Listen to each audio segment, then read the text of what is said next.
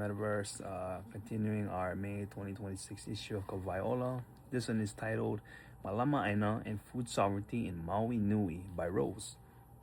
I've always wondered why groceries are so expensive in Hawaii, given that its climate is suited to year-round agriculture and what local communities and I could do about it. So I decided to learn more about Native Hawaiian self-determination, Malama Aina, and food sovereignty from experts in Maui County.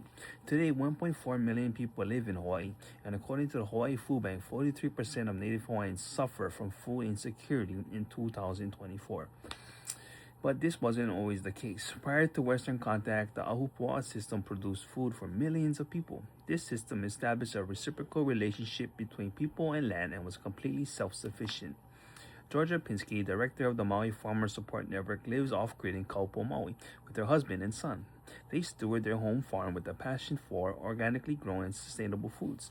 The Hawaiian Islands import 90% of their food, making the island's food supply system vulnerable to supply chain disruptions, Pinsky noted.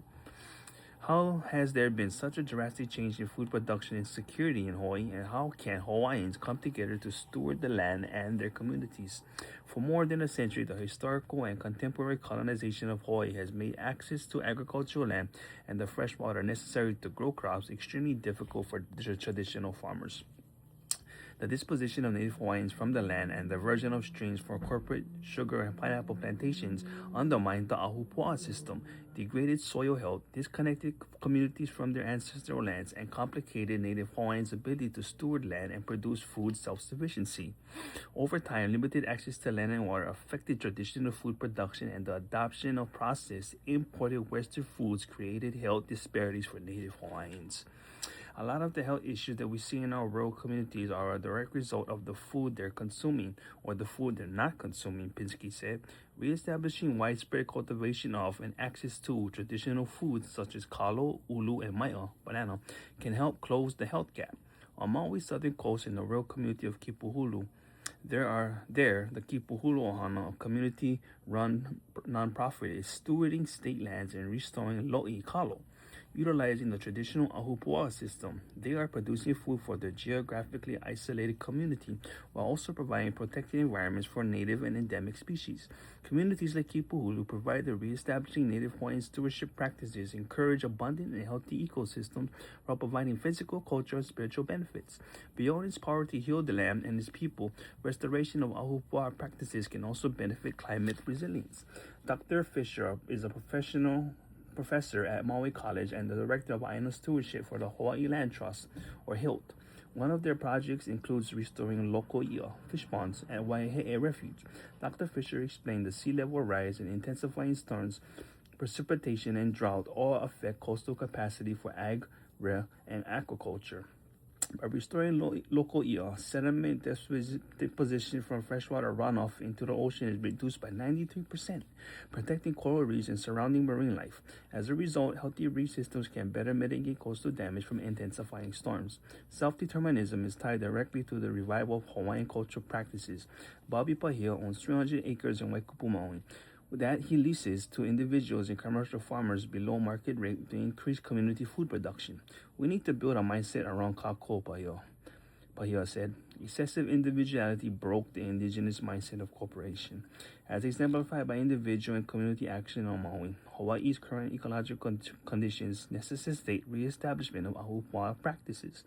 Doing so will not only increase self-determination and the self-sufficiency of Hawaiian and local communities, but also support food security, environmental resilience, cultural preservation, and environmental conservation. Reestablishing food sovereignty for Hawaii is a kako effort. Everybody can and should malama aina and take steps to increase their individual capacity for self-sufficiency. To start, Pahia encourages the community to acknowledge past injustices and move forward. Don't be mad at the system. Fruit of bitterness doesn't bear good fruit, he said, adding that the duality of acknowledging wrong while moving forward to create a better system makes space for self-determination, malama aina, and continuation of culture. Pahia believes that harboring resentment and bitterness regarding the injustice of past and present colonialism prevents forward progress towards achieving more food sovereign communities. He also points out the need to adapt traditional knowledge to modern colonial landscapes.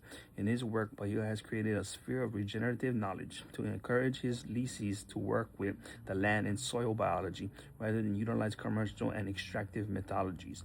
A Molokai Hanohano head Kia Loko of non-profit Hui O Kuapa lives by the Olelo no Iao. He ali'i ka'ina, he kaua ke kanaka. The land is chief, people are its servant. Emphasizing that the Aopoa system created sources of abundant food and environmental benefits, he uses fish ponds as educational tools for the island's youth. Another way to establish food sovereignty is to support and engage with local food producers by participating in fruit stand systems to share their abundance. Fruit stands emulate Mauka to Makai exchange, keep food within rural communities, and reduce food waste and rural community dependence on grocery stores in central Maui, said Pinsky. Fruit stands increase food sovereignty by allowing communities to dictate methods of food acquisition rather than reinforcing our reliance on imported food. Finally, Pahia emphasizes that active political engagement at both the local and state levels will increase pressure on politicians to support and pass environmentally and socially beneficial policies. We need to encourage local communities to vote, he said, noting that voting community-oriented Native Hawaiians into government positions can increase government support for environmentally beneficial policies. Hawaiians, that's all.